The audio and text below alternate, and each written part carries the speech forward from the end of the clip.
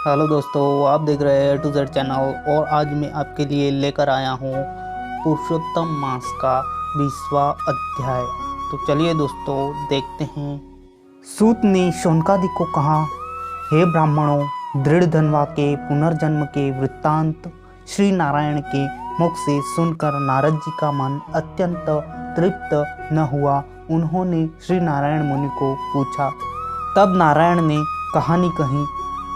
दृढ़ धनवा ने वाल्मीकि ऋषि से अपने पूर्व जन्म का वृत्तांत सुनकर प्रश्न किया, हे ऋषिवर, मैंने पूर्व जन्म में तो यह व्रत किया था, परंतु इस जन्म में मुझे याद नहीं, इसलिए मुझे पुरुषोत्तम मास का विधि विधान कहो। सूत बोले, वाल्मीकि ऋषि ने दृढ़ धनवा को जो कहा वह मैं आपको कहता हूँ। पुरुषोत्तम मास में सुबह जल्दी उठकर शौच स्नान करके ईश्वर की आराधना करनी, रविवार को दातून निषेध होने से सिर्फ पवित्र जल से बाहर कुल्ले करना, दरिया किनारे या तीर्थ में स्नान हो तो वह उत्तम है। ऐसा न हो सके तो नज़दीकी कोई नदी, वह न हो सके तो कोई तालाब या कुओं में स्नान करना। यह स्नान मध्यम माना जाता है। व्रत करने वाले को पवित्र वस्त्र पहनने चाहिए।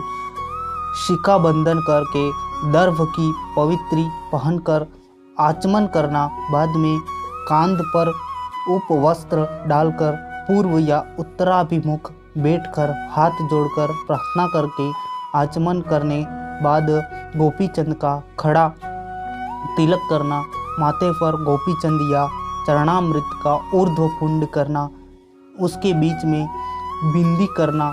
इस ऊर्ध्वपुंड में लक्ष्मी विष्णु रहते हैं, जबकि त्रिपुंड में शिव पार्वती रहते हैं। उसके बाद प्राणायाम करके संध्या करनी, सूर्य के उगने के बाद गायत्री का पाठ करना। इतनी विधि करने के बाद पुरुषोत्तम भगवान की पूजा की शुरुआत करनी। बैठने की जगह में गोबर से लीपनी, उसके पर सोना, चांदी, तांबे या मिट्टी का कलश रखना। इस कलश में गंगा, गोदावरी, कावेरी, सरस्वती नदियों को आह्वान करके पुष्पों, चंदन, अक्षत, अर्घ्य, धूप, दीप, नैवेद्य आदि से कलश का पूजन करके उसके ऊपर तांबे का थाली ढककर उसके ऊपर पीला वस्त्र रखना। उसके पर श्री हरि की धातु की मूर्ति रखनी चाहिए। बाद में भक्तिभाव से उनकी पूजा करनी चाहिए। मनुष्य के आयुष्य का कोई भरोसा नहीं। लक्ष्मी चंचल है, जवानी को निकलते देर लगती है, माया बाधक है। इस सब को चलित और क्षणभंगुर समझकर धर्म पालन करके प्रभु का ध्यान करना चाहिए।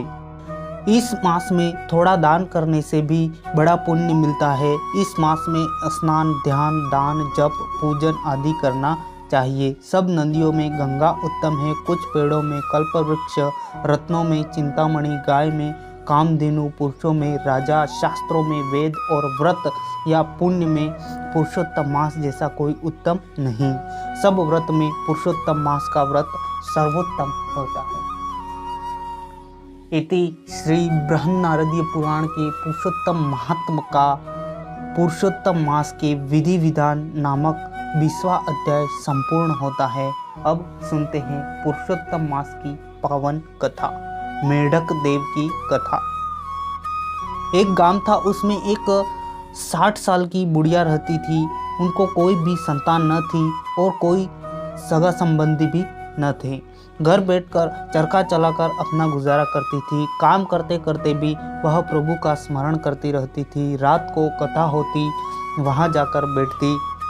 इतने में पुरुषोत्तम महीना आया। बुढ़िया ने पुरुषोत्तम मास का व्रत किया। वह हर रोज सुबह जल्दी उठकर नदी में सबके साथ स्नान करने जाती, कांठा गोरमा के पूजन और कथा कहानी सुनती। वक्त हो तो शिवालय में दर्शन करने जाती, वहाँ पाई पैसा रखकर घर आती, बाद में अपना चरखा चलाने बैठ जाती। शाम होती ही खाना पकाती, एकटक करती, थक जाती, इसलिए कथा में न जाती। इस तरह सारा दिन काम में रहने से बुढ़िया को ख्याल आया कि यदि मेरा पुत्र होता तो उसका ब्याह रचाती और बहू आती, वह घर का कामकाज करती, और पुत्र कमाता तो मुझे यह सब मत्थापच्ची करनी न होती। पूरा दिन बैठ बैठ भगवान का भजन करती और कथा कहानी सुना करती। बुढ़िया की यह मुसीबत देखकर पुरुषोत्तम भगवान ने सोचा कि इस बुढ़िया ने सारी जिंदगी मेरी भक्ति की है, इसलिए इसका जन्म सुधारना चाहिए। एक दिन जल्दी सुबह बुढ़िया दातुन काटने गई। दातुन काटते काटते हाथ में कांटा लगा, हथेली पर फुंसी हो गई। व्रत होने से दर रोज नदी में स्नान करने जाना पड़ता। पानी छूता तो फुंसी बड़ी होती गई, पीड़ा बढ़ती गई। खाना पकाने में, कामकाज में, चरखा चलाने में बहुत मुसीबत होती। धीरे धीरे कामकाज करती। एक दिन फुंसी अचानक फूट गई। उसमें से पानी और पीप निकलने के बजाय छोटा सा मेढक निकला। वह निकला ऐसा ही ड्राऊ ड्राऊ करके सारे घर में घूमने लगा। बुढ़िया मेढक की ड्राऊ ड्राऊ बोलते और घूमते देखकर अपना दुख भूल गई। बुढ़िया भी मेढक के आसपास घूमती रहती, देखा करती और खुश होती।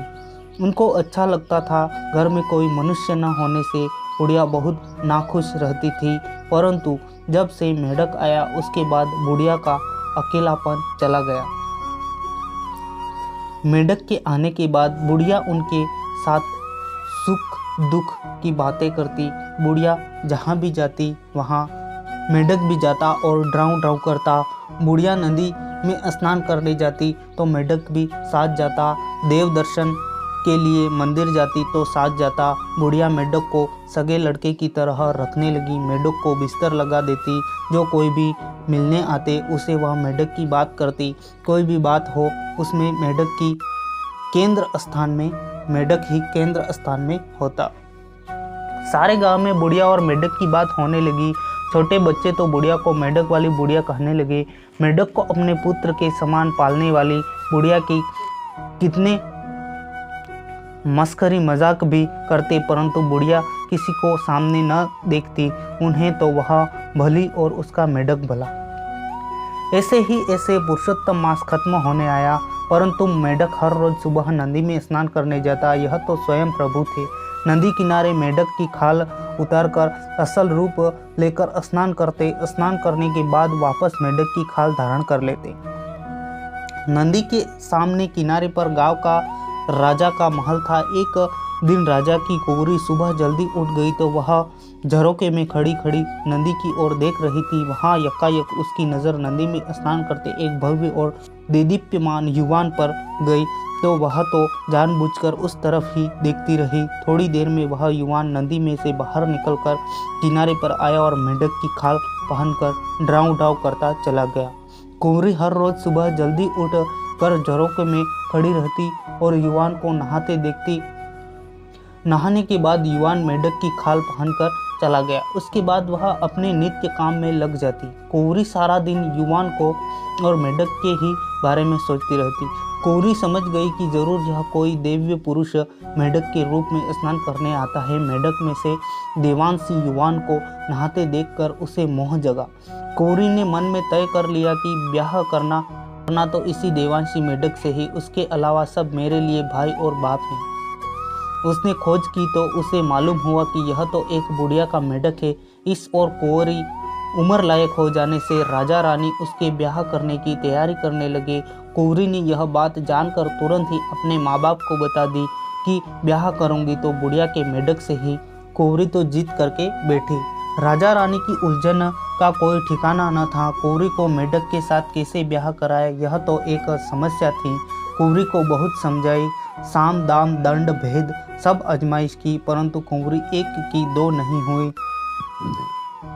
उसकी तो एक ही बात थी कि ब्याह करूंगी तो मेढक से ही, नहीं तो सारी उम्र कुंवारी रहूंगी। आखिर राजा रानी ने बुढ़िया को महल बुलाकर बात की। बुढ़िया तो घबरा गई। उसे लगा कि राजा रानी मेरी मजाक करते हैं। उसने हाथ जोड़कर कहा, राजन, मेरा पुत्र होता तो जरूर हाँ कहती, क्योंकि लड़का कमाता तो घर का गुजारा चलता, परंतु मेरा मेढक कुंवरी से ब्याह करे तो कुंवरी का निभाव मुझे ही करना पड़ेगा। मैं तो चरखा चलाकर पेट भरती हूँ, उसमें सुख साहिबी में रही हुई आपकी लड़की को मैं क्या खिलाऊंगी। उसके अलावा मेढक के साथ वह कुंवरी का ब्याह कैसे हो सकता है। राजा कहता है, अब उसकी चिंता मत करो, अब आपको चरखा चलाना नहीं पड़ेगा। कुंवरी की जिद माने बिना कोई चारा नहीं। बुढ़िया ने कहा, हाँ, कहीं और घर आई मेढक को गोद में बिठाकर कहने लगी, पुत्र तेरा ब्याह राजा की कौरी से होगा, हमारे घर बहू आएगी। बुढ़िया की बात सुनकर मेढक कूदा कूद करने लगा। बुढ़िया समझी कि ब्याह की बात सुनकर मेढक खुश हुआ है। धीरे धीरे यह बात पूरे गांव में फैल गई। सब आश्चर्यचकित हो गए, यह तो कैसा ब्याह है। कोई कहता है कि जादूगर का मेढक होगा, राजा की कौरी जीत करके ब्याह करती है, इसलिए उसमें ज़रूर कोई गहरा भेद होगा। इस तरह लोग जैसा मन में आए वैसा बोलने लगे। दूसरे दिन बुढ़िया मेढक को महल ले गई। कौरी का ब्याह मेढक के साथ हो गया। बुढ़िया मेढक की बहू को और मिली हुई पहरामनी लेकर घर आई। लोग वर वधू को देखने लगे। भीड़ बुढ़िया के घर के आगे इकट्ठी होने लगी। रात हुई, बुढ़िया सो गई, कौरी जागती है। मेढक उसे देख रहा था। आधी रात होते ही कौरी ने हाथ जोड़ कर मेढक को कहा, नाथ, मैं आपके असली रूप को जानती हूँ। आप कोई देव हैं। मैंने आपको नदी में स्नान करते देखा है, इसलिए मैं आपको विनती करती हूँ कि आप अपने असली रूप में आओ। मेढक के रूप में स्वयं पुरुषोत्तम भगवान थे। वह बोले, हे कौरी, मेरे असली स्वरूप को जानना हो तो तेरे पिता को महायज्ञ करने का कह दो। 1000 गायों का दान करे, ब्रह्म भोजन करवा दे, बाद में मैं मूल स्वरूप में आऊँगा। कौरी तो सुबह होते ही महल चली गई। माता पिता को सब बात की, इससे उन्हें आनंद हुआ। दूसरे दिन राजा ने महायज्ञ किया और कौरी की सूचना मुताबिक 1000 गायों का दान किया, ब्रह्म भोजन कराया और बहुत अन्नदान वस्त्रदान किए। यज्ञ की पूर्णाहुति के बाद कौरी ने प्रार्थना की कि और मेढक में से स्वयं पुरुषोत्तम भगवान प्रकट हुए। आकाश में से दुदुम्भी के नाद, 7 पुष्प वृष्टि हुई। अंत में एक विमान आया, उसमें बुढ़िया और कौरी को बिठाकर पुरुषोत्तम भगवान बैकुंठ में ले गए। कथा यहीं पर समाप्त होती है दोस्तों। अब सुनते हैं पुरुषोत्तम भगवान का श्लोक। दुर्वासा ऋषि दौड़े जाए, चक्र सुदर्शन पीछे जाए, अम्बरीश भक्त की सहाय, श्री कृष्ण शरणम मम। हे सृष्टि के सर्जनहार, लीला आपकी अपरंपार, ऋषि मुनि नहीं पाए पार, श्री कृष्ण शरणम मम। 5 बरस के ध्रुव कुमार, निष्ठा से भक्ति करनार, आपको अविचल पद देनार, श्री कृष्ण शरणम मम। बोलो पुरुषोत्तम भगवान की जय। थैंक यू सो मच दोस्तों वीडियो देखने के लिए। वीडियो को लाइक कर लीजिए, शेयर कर लीजिए और चैनल को सब्सक्राइब कर लीजिए ताकि मेरे नए से नए वीडियो अब तक सबसे पहले पहुंच जाए।